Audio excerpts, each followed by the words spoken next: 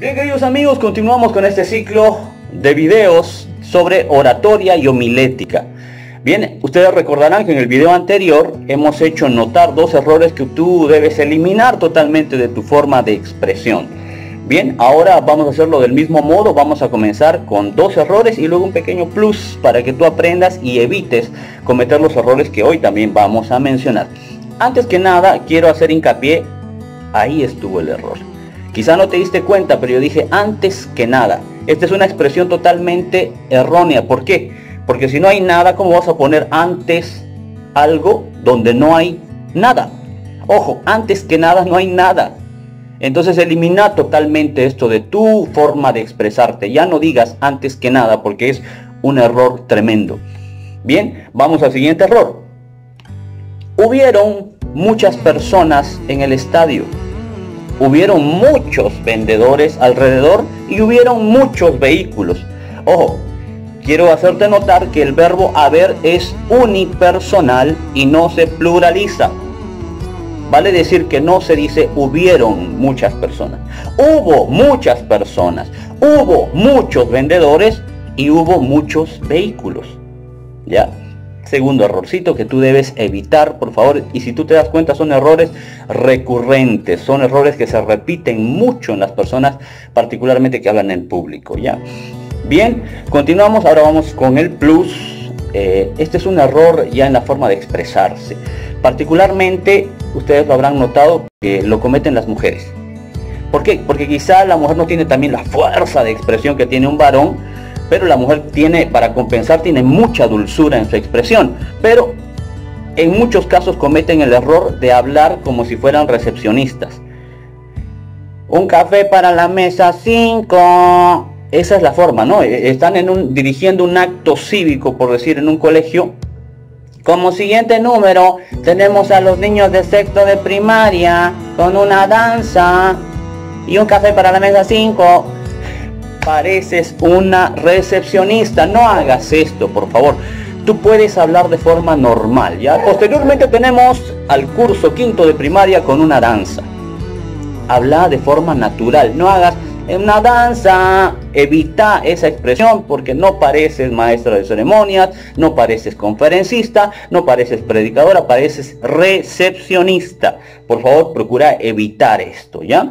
Bien, ahora nos vamos al asunto en cuestión. Hoy vamos a hablar de un tema muy interesante y quizá divertido también. Vamos a hablar acerca de las muletillas. ¿Qué será una muletilla? Es palabra o expresión que se repite o intercala en el discurso con excesiva frecuencia, como si se tratara de un tic. Estas son las muletillas. A ver, por ejemplo, vamos a ver las muletillas más comunes. Yo estaba... ¿te das cuenta que el vale decir que la muletilla es el espacio de tiempo que utiliza tu cerebro para poder pensar qué palabra va a venir después? La muletilla refleja lentitud al pensar y poca fluidez verbal.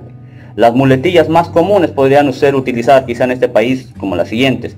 Yo estaba, ¿no? O sea... Estábamos, digamos, o sea, digamos, o sea, digamos. Ya de repente ustedes conocen a alguna persona que se expresa de esta manera, pues invítenlo a que lea un poco más para que evite el uso y abuso de las muletillas, ¿ya? O sea, digamos, o sea, estábamos sentados, y digamos, ¿no? Que vino o sea, se dan cuenta que suena realmente desagradable. Y denota que la persona no está preparada, no lee y por lo tanto no se expresa. Lo que tú no tienes acá muy difícilmente va a ser bien expresado. Ya, así que por favor evita eso, pero ojo que también se cometen muletillas inclusive un poquito más groseras en muchas iglesias. Quizá muchos se van a enojar conmigo, pero si tú lo analizas fríamente es verdad. Utilizan la palabra Señor como una muletilla. Señor, te pedimos, Señor, que tú, Señor, seas, Señor, obrando, Señor, sobre tu pueblo, Señor. Señor, ¿sabes qué? Estás abusando, porque tú estás hablando con tu Padre Celestial. Imagínate que a tu Padre le hables papá, yo quiero, papá, que tú me compres, papá, un par, papá, de zapatos, papá, porque necesito, papá, zapatos, papá. Te das cuenta que estás cometiendo un error al dirigirte a tu Señor.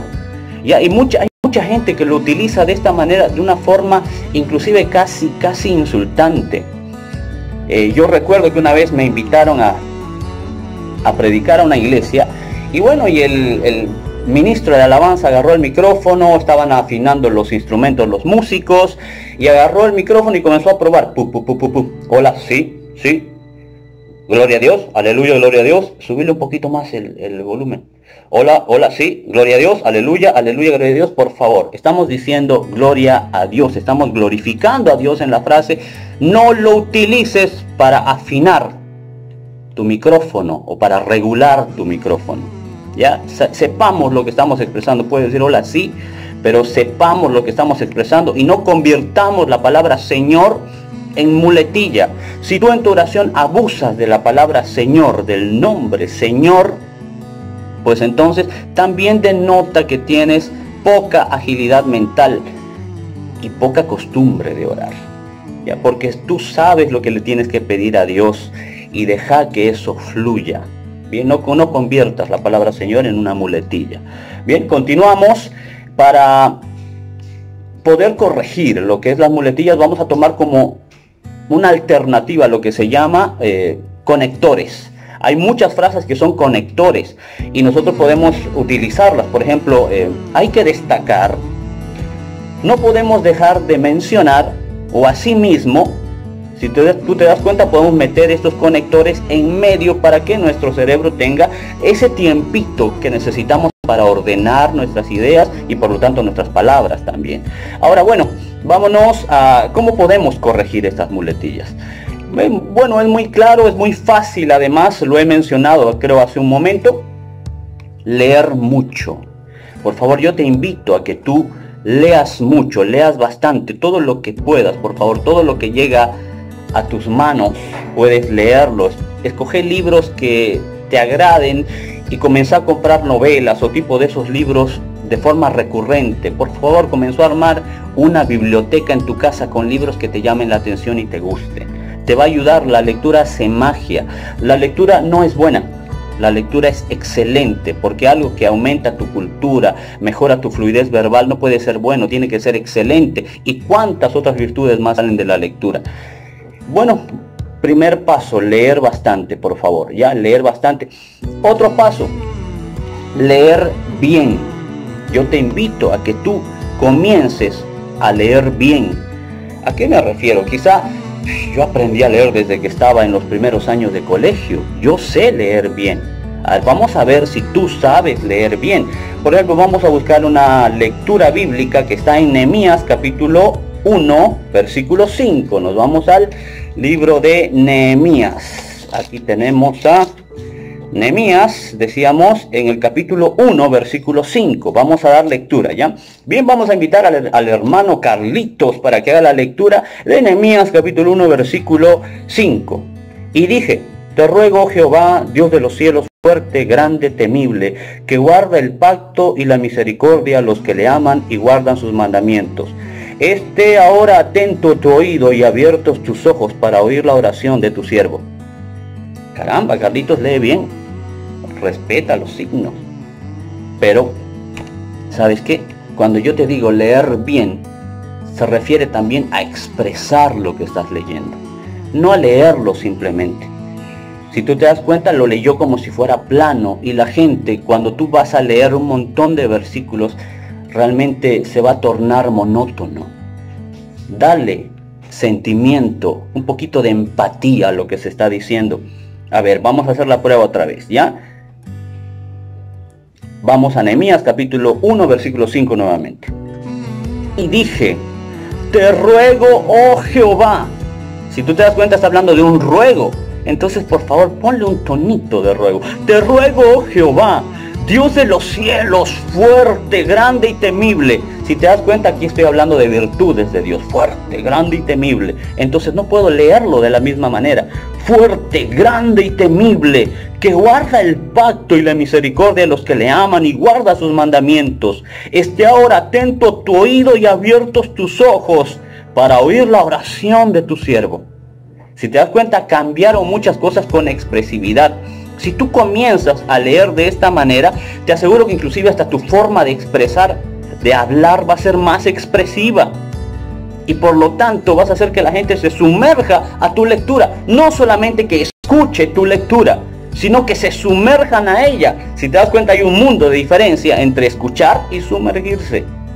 Por favor, lee y lee bien.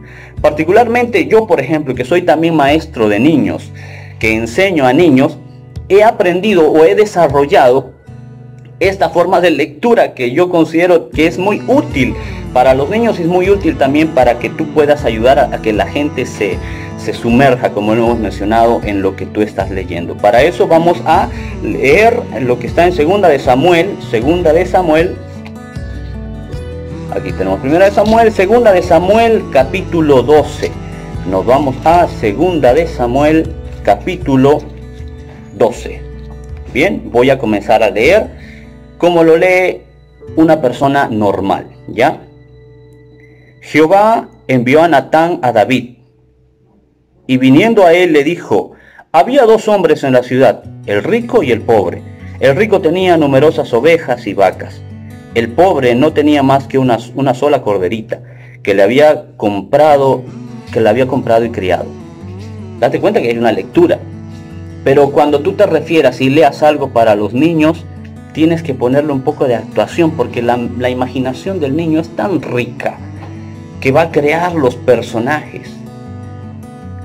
¿Por qué estás llorando, abuelito? Porque estás muerto, Pinocho. No, no estoy muerto. Sí, sí lo estás. No, no estoy muerto. Y soy un niño de verdad. Date cuenta que cuando yo te dije todo esto, ¿tú qué te imaginaste? Ahí en tu casa, ¿qué te imaginaste? ¿Te imaginaste a Pinocho en la cama?